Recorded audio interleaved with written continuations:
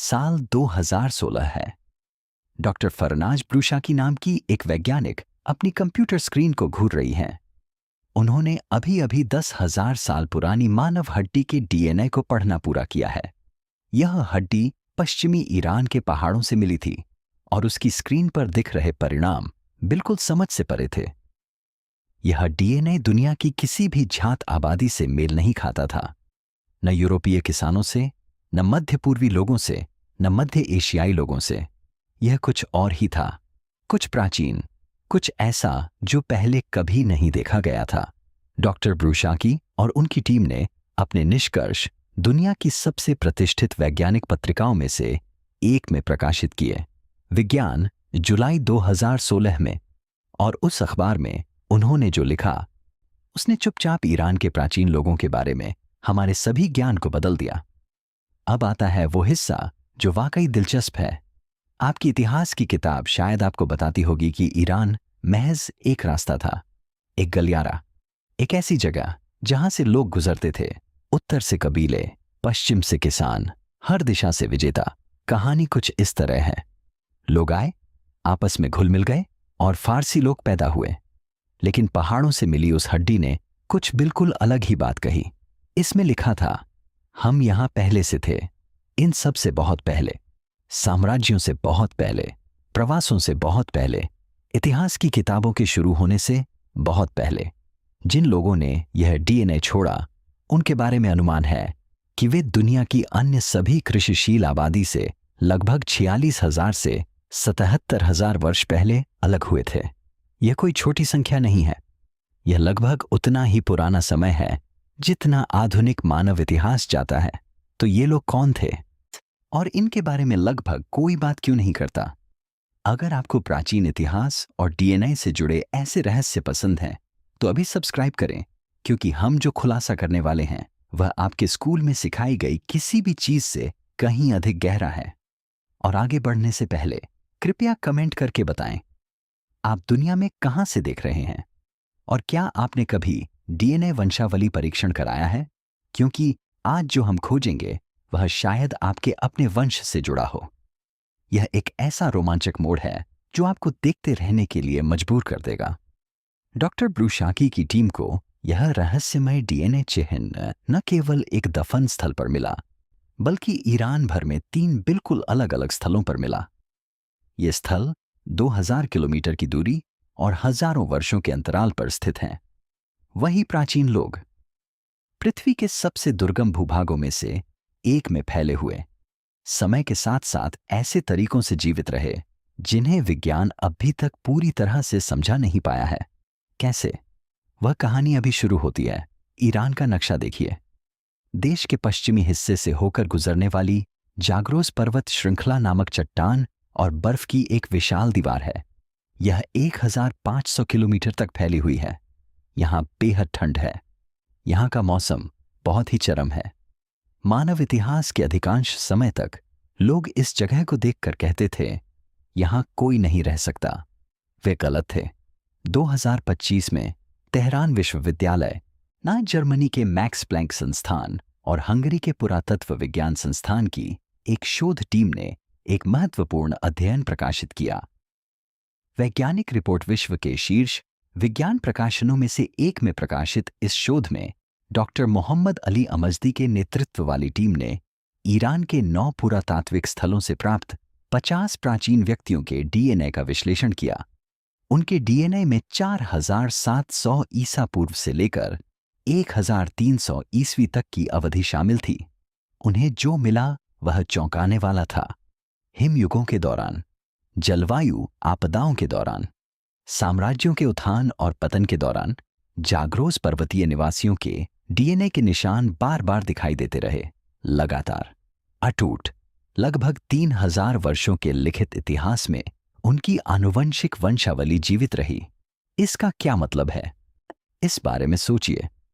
जब उनके चारों ओर सभ्यताएं उठ रही थीं और ढह रही थीं, जब विजेता उनके बीच से गुजर रहे थे, तब भी ये लोग और उनकी वंश परंपरा डटी रही। अब यहां कुछ और भी उल्लेखनीय है। 2016 में पश्चिमी ईरान के करमानशाह शहर के पास एक कब्रिस्तान का अध्ययन करते समय शोधकर्ताओं ने एक महिला का कंकाल पाया। उसकी मृत्यु के समय उसकी आयु लगभग 35 वर्ष थी। उसके साथ अनाज पीसने वाला एक पत्थर, लाल गेरू रंग और एक भेड़िए की हड्डियां भी दफन थीं। भेड़िए को खाया नहीं गया था, उसे जानबूझकर बड़ी सावधानी से वहां रखा गया था। यह महिला, जो 10,000 साल पहले रहती थी, किसी पवित्र चीज का सम्मान कर रही थी। और जब वैज्ञानिकों ने उनके डीएनए का परीक्षण किया, दुनिया में कहीं भी उनके जीवित वंशजों की पुष्टि नहीं हुई। डॉक्टर ब्रूशाकी ने अपने शोध में विशेष रूप से उल्लेख किया कि इन प्राचीन झाग्रोस लोगों के सबसे करीबी जीवित रिश्तेदार आज के ईरानी पारसी हैं, एक धार्मिक समुदाय जो सदियों से अपने तक ही सीमित रहा और केवल अपने ही समूह के भीतर विवाह करता था। पता चला है कि उनके धार्मिक नियमों ने उनके प्राचीन डीएनए की भी रक्षा की, लेकिन अंततः किसी चीज ने उस अलगाव को तोड़ दिया, और जब यह टूटा तो यह इतनी तेजी से हुआ कि हार्वर्ड मेडिकल स्कूल के डॉक्टर डेविड रीच ने इसे प्राकृतिक रूप से समझाना लगभग असंभव बताया। क्या हुआ? हम अब वहां जा रहे हैं। ईरान के डीएनए इतिहास की कल्पना एक नदी के रूप में करें। 8,000 वर्षों तक एक निर्मल निरंतर प्रवाह, पीढ़ी दर पीढ़ी वही प्राचीन पर्वतीय लोग। फिर लगभग 4,000 ईसा पूर्व नदी में अचानक बाढ़ आ गई। एक बिल्कुल नए प्रकार का मानव डीएनए तेज गति से और व्यापक रूप से और शक्तिशाली रूप से ईरान के कई हिस्सों में लगभग एक साथ फैल गया। वैज्ञानिक इस प्रकार की घटना को आनुवंशिक क्षितिज कहते हैं, और इस बाढ़ के पीछे जो लोग थे वे मानव इतिहास की सबसे प्रसिद्ध प्राचीन सभ्यताओं में से एक यामनाया जनजाति से आए थे। यामनाया खानाबदोश लोग थे जो विशाल यूरेशियन स्टेपी में रहते थे। ये घास के मैदान पूर्वी यूरोप से लेकर मध्य एशिया तक फैले हुए थे। वे घोड़ों पर सवार होते थे, वे तेज गति से चलते थे, और उनका डीएनए प्राचीन विश्व में इस तरह फैला जैसा शायद ही किसी अन्य आबादी का फैला हो। हार्वर्ड मेडिकल स्कूल के डॉक्टर डेविड रीच, जो प्राचीन डीएनए के दुनिया के अग्रणी विशेषज्ञों में से एक हैं, ने अपने शोध में स्पष्ट रूप से कहा है, यामनाया विस्तार मानव प्रागितिहास की सबसे नाटकीय आनुवंशिक परिवर्तन घटनाओं में से एक थी। उनके डीएनए ने यूरोप को पूरी तरह से नया रूप दिया। यह दक्षिण एशिया में भी फैल गया और यह ईरान तक भी पहुंचा। लेकिन ईरान में जो बात अलग है वह यह है, यूरोप में यामनाया जनजाति ने मूलतः पूर्व के किसानों का स्थान ले लिया। उनका डीएनए प्रमुख था, लेकिन ईरान में इसने प्राचीन जाग्रोस जनजाति का स्थान नहीं लिया, बल्कि उनसे टकराव हुआ, और उस टकराव से एक संकर आबादी का जन्म हुआ, एक ऐसा आनुवंशिक मिश्रण जो पृथ्वी पर कहीं और नहीं पाया जाता। टेक्सास विश्वविद्यालय के ऑस्टिन स्थित डॉक्टर वागीश नरसिम्हन ने एक महत्वपूर्ण अध्ययन प्रकाशित किया है। विज्ञान 2019 में प्रकाशित एक जर्नल में उन्होंने और उनकी टीम ने दक्षिण और मध्य एशिया के 523 प्राचीन व्यक्तियों का विश्लेषण किया। उनके निष्कर्षों ने इसकी पुष्टि की।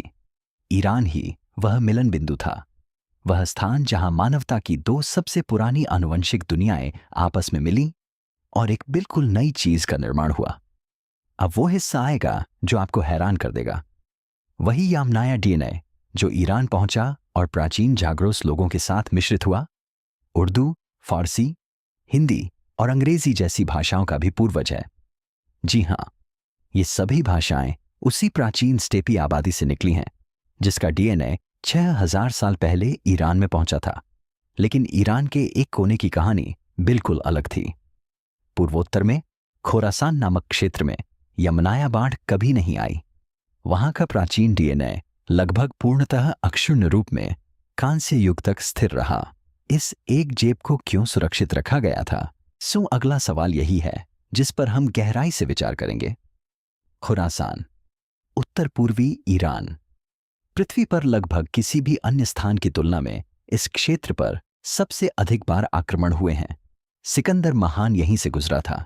13वीं शताब्दी में मंगोलों ने यहां आक्रमण किया और अपने पीछे जनसंख्या का भारी पतन छोड़ गए।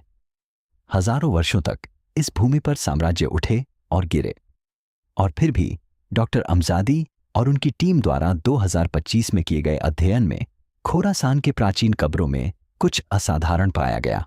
अचेमेनिद और ससानिद काल के दौरान लगभग 355 ईसा पूर्व को और 460 ईस्वी के बीच यहां दफनाए गए व्यक्तियों के डीएनए प्राचीन झाग्रोस के 4700 ईसा पूर्व के नमूनों से लगभग पूरी तरह मेल खाते थे। इस बात पर थोड़ी देर सोचिए। सदियों के आक्रमण, अलग अलग शासक, अलग अलग धर्म, अलग अलग संस्कृतियां गुजरती रहीं और डीएनए बिल्कुल अपरिवर्तित रहा। वह कब्रिस्तान अपने आप में विचित्र था। न कोई हथियार, न सोना, न ही सत्ता या धन दौलत का कोई प्रतीक।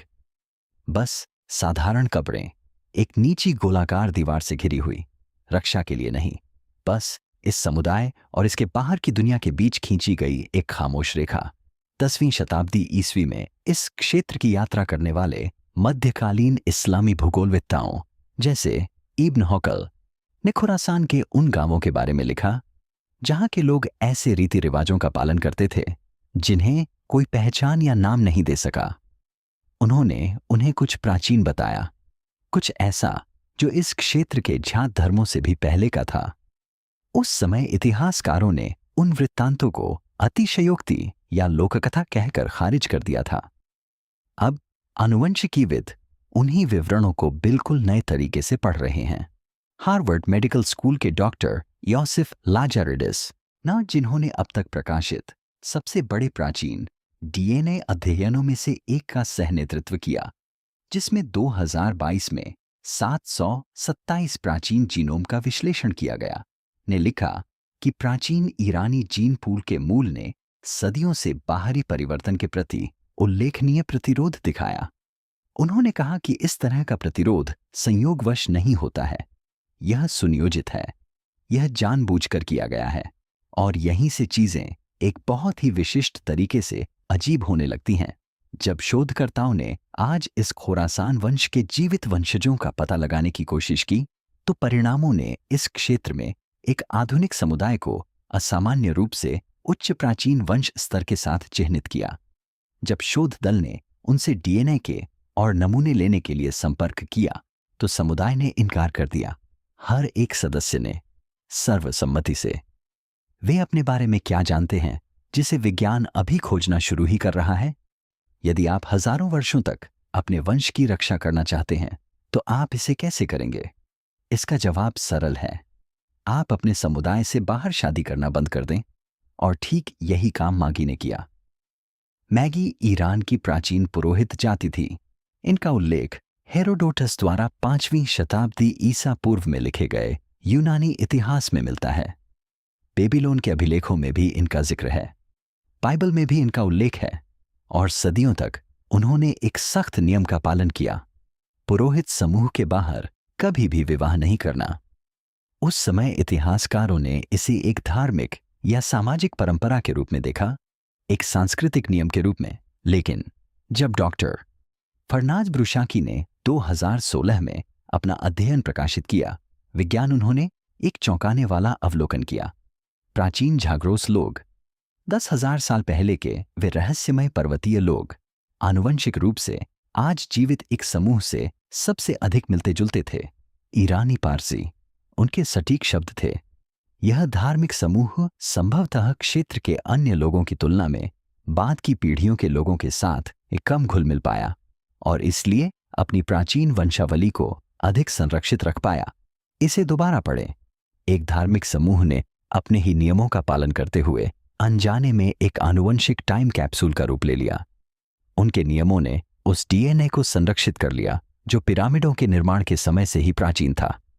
अब सोचिए कि पारसी धर्म के पवित्र ग्रंथ वास्तव में क्या कहते हैं। अवेस्ता, पारसी धर्म का सबसे प्राचीन ग्रंथ, मूल सृष्टि की पवित्रता बनाए रखने की बात करता है। यह ब्रह्मांडीय व्यवस्था की बात करता है, सही कर्म की बात करता याओ है, चीजों के उचित तरीके की बात करता है। विद्वानों ने सदियों तक इस बात पर बहस की कि धर्मशास्त्रीय स्तर पर इसका वास्तव में क्या अर्थ है। लेकिन क्या होगा अगर इसका मतलब वंश या आनुवंशिक निरंतरता से भी हो? चाहे उन्हें विज्ञान की जानकारी हो या न हो, परिणाम बिल्कुल वही होगा। जब आप इसके बारे में सोचते हैं तो यह हिस्सा अलग तरह से असर डालता है। जब 7वीं शताब्दी ईस्वी में अरब सेनाओं ने ईरान पर विजय प्राप्त की तो कई पारसियों ने अपनी जीवन शैली बदलने के बजाय भाग जाना बेहतर समझा। उनमें से एक समूह भारत के पश्चिमी तट गुजरात की ओर रवाना हुआ और पारसी कहलाया। शोधकर्ताओं ने पारसी डीएनए का व्यापक अध्ययन किया है और यह निष्कर्ष उल्लेखनीय है। ईरान से भागकर आए पारसियों में प्राचीन जाग्रोस डीएनए का स्तर ईरान में ही रह गए पारसियों की तुलना में अधिक है। जो लोग चले गए उन्होंने प्राचीन जीनोम को उन लोगों की तुलना में बेहतर ढंग से संरक्षित किया जो वहीं रहे। दूरी और अलगाव ने उस चीज की रक्षा की जिसे सदियों के शासन ने संरक्षित करने का प्रयास किया था। लेकिन अब हमें एक अलग सवाल पूछने की जरूरत है। अगर ये पुरोहित वंश किसी प्राचीन चीज के संरक्षक थे तो क्या हुआ जब उनमें से एक वंश प्राचीन दुनिया के सबसे शक्तिशाली साम्राज्य के केंद्र में पहुंच गया? 539 ईसा पूर्व में एक व्यक्ति ने दुनिया के सबसे शक्तिशाली शहरों में से एक बेबीलोन को बिना नष्ट किए उस पर विजय प्राप्त कर ली। उन्होंने लोगों को अपना धर्म मानने की अनुमति दी। उन्होंने बंदी बनाए गए यहूदियों को मुक्त कराया और उन्हें अपने वतन लौटने की इजाजत दी। यहूदी तोराह उन्हें मुक्तिदाता कहती है। यूनानियों ने उन्हें आदर्श नेता कहा। ईरानी उन्हें अपने राष्ट्रपिता कहते हैं। उनका नाम साइरस महान था और उनके डीएनए की कभी जांच नहीं की गई है। ऐसा इसलिए नहीं कि तकनीक मौजूद नहीं है, तकनीक तो है ही। ईरान के पासरगाड़े में साइरस का मकबरा आज भी खड़ा है। यह दुनिया के सबसे अच्छी तरह से संरक्षित प्राचीन दफन स्थलों में से एक है। डीएनए कभी निकाला ही नहीं गया क्योंकि रिपोर्टों के अनुसार इसकी कभी अनुमति ही नहीं दी गई। 2018 में एक ईरानी पुरातात्विक समिति के एक दस्तावेज का हवाला अंतर्राष्ट्रीय रिपोर्टिंग में दिया गया था। इसमें पासरगाड़े में पूर्ण उत्खनन में हो रही देरी के पीछे की चिंताओं में से एक के रूप में पूर्वजों की पहचान से जुड़े निहितार्थों को सूचीबद्ध किया गया था। इस दस्तावेज को कभी आधिकारिक तौर पर मान्यता नहीं मिली, लेकिन खुदाई अभी तक नहीं हुई है। विज्ञान अप्रत्यक्ष रूप से इन चीजों का पुनर्निर्माण कर सकता है। हार्वर्ड में डॉक्टर डेविड रीच की प्रयोगशाला और टेक्सास विश्वविद्यालय के ऑस्टिन में डॉक्टर वागीश नरसिम्हन की टीम ने अचामेनित काल के कुलीन कब्रों से डीएनए का विश्लेषण किया। स्वयं साइरस का नहीं नाम, बल्कि उसी समय अवधि और क्षेत्र के उच्च दर्जे के व्यक्तियों का। उन्हें जो मिला वह असाधारण था। इन लोगों में प्राचीन वंश की 3 अलग अलग परतें एक साथ मौजूद थीं। सबसे निचली परत प्राचीन जाग्रोस पर्वतीय लोग, इसके ऊपर यमनाया विस्तार से प्राप्त स्टेपी डीएनए और इसके ऊपर एक तीसरा संकेत जो पूर्व की ओर सिंधु घाटी सभ्यता की प्राचीन आबादी की ओर जाता है। एक ही शासक वर्ग में 3 आनुवंशिक दुनियाएं। प्राचीन फारसी राजशाही विचारधारा कहती थी कि राजा सभी लोगों का मिलन बिंदु होता है। इतिहासकारों ने इसे राजनीतिक भाषण के रूप में देखा, लेकिन हार्वर्ड के डॉक्टर लाजारिडिस, जिन्होंने 2022 में दक्षिणी आर्क अध्ययन में 727 प्राचीन जीनोम का विश्लेषण किया, यानी पुष्टि की कि यह एक जैविक तथ्य भी था। अचामेनित शासक वर्ग प्राचीन विश्व में आनुवंशिक रूप से सबसे विविध कुलीन वंश था, लेकिन इसमें एक ऐसा मोड़ है जिसके बारे में कोई बात नहीं करता। वह तीसरा संकेत सिंधु घाटी घटक सिकंदर महान की विजय के लगभग 3 पीढ़ियों के भीतर ईरानी जीनोम से गायब हो गया। एक आनुवंशिक सूत्र जिसे बनने में 200 साल लगे, 1 सदी से भी कम समय में लुप्त हो गया। क्या यह इतिहास का एक संयोग था या फिर जानबूझकर कुछ अलग किया गया था? जब सिकंदर महान ने 330 ईसा पूर्व में फारसी साम्राज्य पर विजय प्राप्त की तो ज्यादातर लोग मानते हैं कि उसने हर चीज पर एक स्थायी छाप छोड़ी। संस्कृति, भाषा, जीन। उन्होंने संस्कृति पर अपनी छाप छोड़ी, यह बात बिल्कुल सच है, लेकिन जीन, वह तो बिल्कुल अलग कहानी है। हार्वर्ड विश्वविद्यालय के डॉक्टर योसेफ लाजारिडिस और उनकी टीम ने 2022 में सदर्न आर्क अध्ययन प्रकाशित किया। यह अब तक किए गए सबसे व्यापक प्राचीन डीएनए अध्ययनों में से एक था। इसमें ईरान सहित एक विशाल भौगोलिक क्षेत्र के 727 प्राचीन व्यक्तियों को शामिल किया गया था। ईरानी पठार पर सिकंदर के आनुवंशिक प्रभाव के बारे में उनका निष्कर्ष स्पष्ट था। न्यूनतम इस विजय के दौरान ईरानी जीन पूल में लगभग कोई भी यूनानी डीएनए प्रवेश नहीं कर पाया। इस भूमि पर धावा बोलने वाले यूनानी सैनिकों ने यहां रहने वाले लोगों के शरीर में लगभग कुछ भी मापने योग्य अवशेष नहीं छोड़े। इसका कारण सीधा साधा गणितीय तर्क है। उस समय ईरान की जनसंख्या लगभग 80 लाख से 120 लाख के बीच थी। सिकंदर लगभग 50,000 सैनिकों की सेना लेकर आया था। लाखों की आबादी वाले इस समूह में ये सैनिक समुद्र में एक बूंद के बराबर हैं। लेकिन यहीं से मामला पेचीदा हो जाता है। सिंधु घाटी सभ्यता का आनुवंशिक संकेत अचमेनित अभिजात वर्ग के डीएनए में मौजूद उन पूर्वी वंशानुक्रम सिकंदर की विजय के लगभग उसी समय लुप्त हो गया। डॉक्टर नरसिम्हन के 2019 के अध्ययन ने इस विशिष्ट लुप्ति का प्रत्यक्ष रूप से दस्तावेजीकरण किया है। जो हुआ वह लोगों का प्रतिस्थापन नहीं था, जो हुआ वह संबंध का टूटना था। अचमेनित साम्राज्य ने शाही सड़क का रखरखाव किया था। यह 2700 किलोमीटर लंबा प्रशासनिक राजमार्ग था जो ईरान के परसेपोलिस को वर्तमान पाकिस्तान के तक्षशिला से जोड़ता था। लोग, सामान और जीन 200 वर्षों तक इसी सड़क के माध्यम से आवागमन करते रहे। जब सिकंदर ने परसेपोलिस को नष्ट किया और अचमेनित साम्राज्य को ध्वस्त कर दिया, तब यह मार्ग भी समाप्त हो गया। और जब यह मार्ग समाप्त हुआ तो इसके साथ होने वाला आनुवंशिक आदान प्रदान भी समाप्त हो गया। अब यहां वह प्रसिद्ध कहानी है जिसे इतिहास महिमा मंडित करता है, लेकिन डीएनए इसका खंडन करता है। 324 ईसा पूर्व में सूसा शहर में उन सिकंदर ने एक सामूहिक विवाह समारोह का आयोजन किया। एक ही समारोह में उसके 10,000 सैनिकों ने ईरानी कुलीन महिलाओं से विवाह किया। पश्चिमी इतिहासकारों ने इसे इतिहास के सबसे महान सांस्कृतिक सम्मेलन में से एक बताया है। सदियों बाद लिखे गए ईरानी ग्रंथों में इसका वर्णन अलग तरह से किया गया है, एक अपमान के रूप में, वंश पर एक घाव के रूप में। जीनोमिक डेटा ईरानी संस्करण का समर्थन करता है।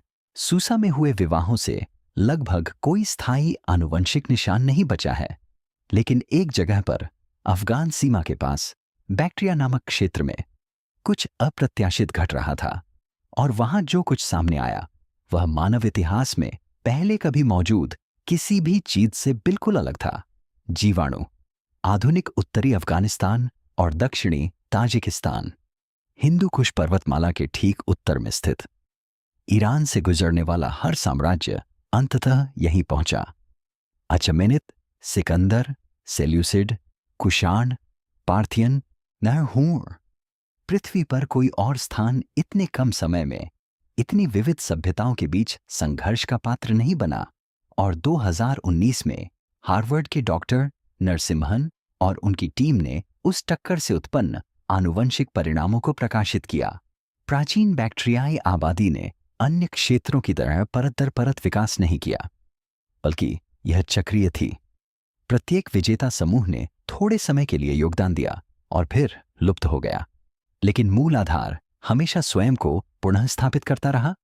वह आधार प्राचीन जागरूस का डीएनए था, वही पर्वतीय लोग जो 10,000 साल पहले रहते थे। लेकिन एक और बात थी, बैक्ट्रियन जीनोम में दक्षिण एशियाई घटक मिश्रित थे, जिनका सीधा संबंध सिंधु घाटी सभ्यता से था, वही महान कांस्य युग की सभ्यता जिसने मोहनजोदारो और हड़प्पा का निर्माण किया था। वही सभ्यता जो लगभग 1900 ईसा पूर्व में ध्वस्त हो गई और जिसके लोग मानो गायब हो गए। वे लुप्त नहीं हुए, उनमें से कुछ उत्तर और पश्चिम की ओर बैक्ट्रिया चले गए। उनका डीएनए वहां जीवित रहा, ईरानी और स्टेपी वंश के साथ मिलकर हिंदू कुश और ऑक्सस नदी के बीच के पहाड़ों में छिपा रहा। अब यहां कुछ ऐसा है जो कला और संस्कृति से इस तरह से जुड़ा है जिसकी आप उम्मीद नहीं करेंगे।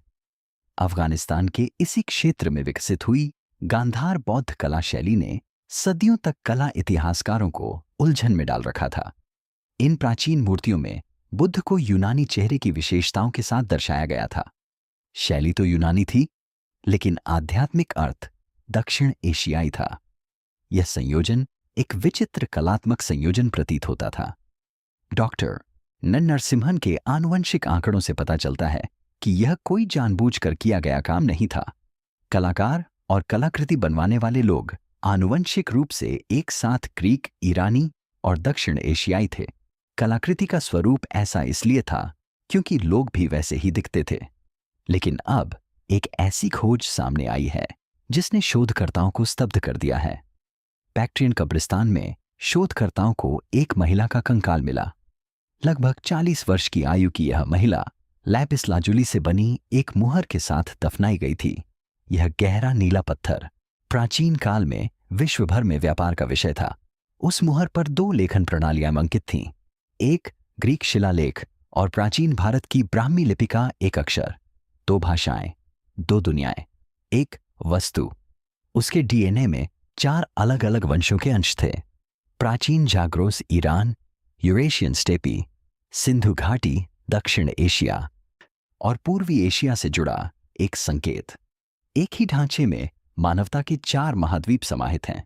विज्ञान के पास इस महिला के लिए कोई जातीय श्रेणी नहीं है, न ही उसका कोई नाम है, न ही उसके कोई जीवित वंशज होने की पुष्टि हुई है, लेकिन वह अस्तित्व में थी। और अब हमें यही पूछना होगा कि ईरान में आज रहने वाले 8.5 करोड़ लोगों के लिए इस प्राचीन डीएनए का क्या महत्व है और उन्हें वास्तव में अपने बारे में क्या सिखाया गया है। आधुनिक ईरानी मध्य पूर्व में सबसे अधिक आनुवंशिक रूप से अध्ययन की गई आबादी में से है। इसका एक कारण अमेरिका और यूरोप में रहने वाले ईरानी प्रवासियों की बड़ी संख्या है। लाखों लोगों ने 23 एंडमी और एंसेस्ट्री डीएनए जैसे प्लेटफॉर्म के माध्यम से उपभोक्ता डीएनए परीक्षण करवाए हैं। उनके द्वारा प्राप्त डेटा ने शोधकर्ताओं को आधुनिक ईरानी जीनोम की वास्तविक संरचना का विस्तृत चित्र प्रदान किया है। और वह तस्वीर ईरानी स्कूली पाठ्यपुस्तकों में पढ़ाई जाने वाली बातों से मेल नहीं खाती।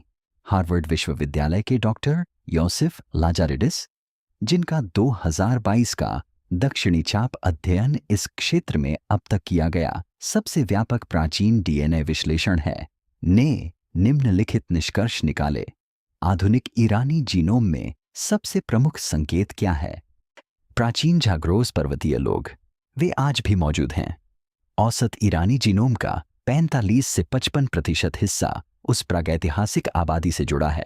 वही आबादी जो किसी भी दर्ज सभ्यता, किसी भी नामी धर्म, किसी भी साम्राज्य से पहले अस्तित्व में थी।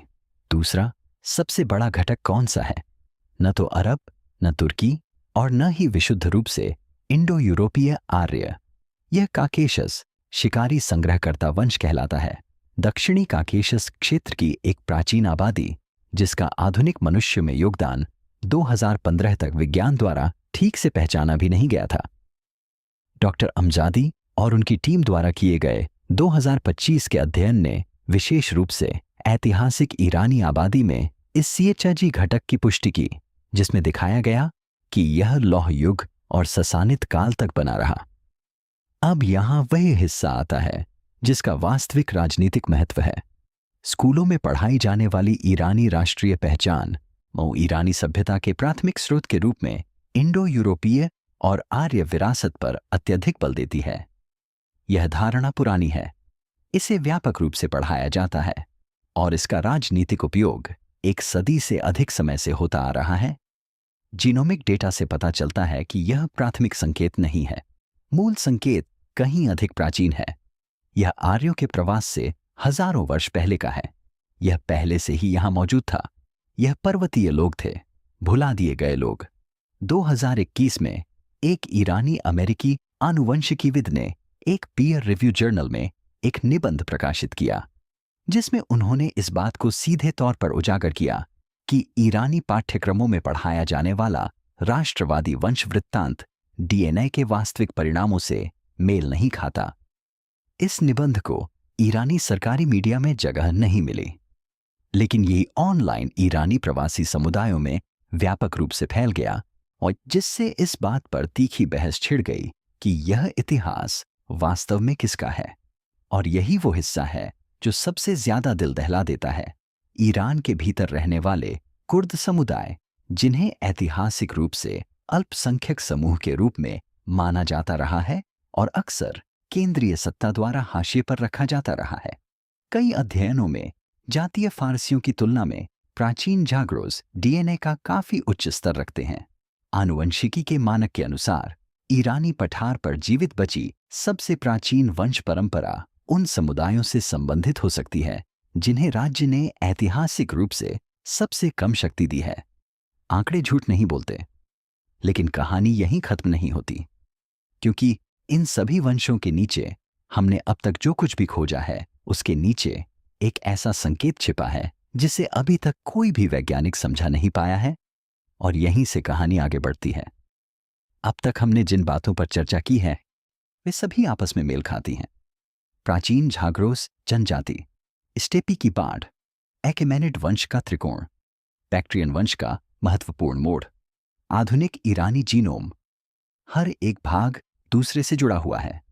हर एक के चारों ओर एक वैज्ञानिक ढांचा है, लेकिन डॉक्टर अमजादी और उनकी टीम द्वारा 2025 में प्रकाशित अध्ययन, वैज्ञानिक रिपोर्ट नेचर पब्लिशिंग ग्रुप द्वारा किए गए एक शोध में, जिसमें तेहरान विश्वविद्यालय, जर्मनी में Max Planck Institute, Harvard Medical School और हंगरी में इंस्टीट्यूट ऑफ आर्कियोजेनोमिक्स के शोधकर्ता शामिल थे, ने एक बहुत ही सावधानीपूर्वक फुटनोट में किसी चीज का वर्णन किया।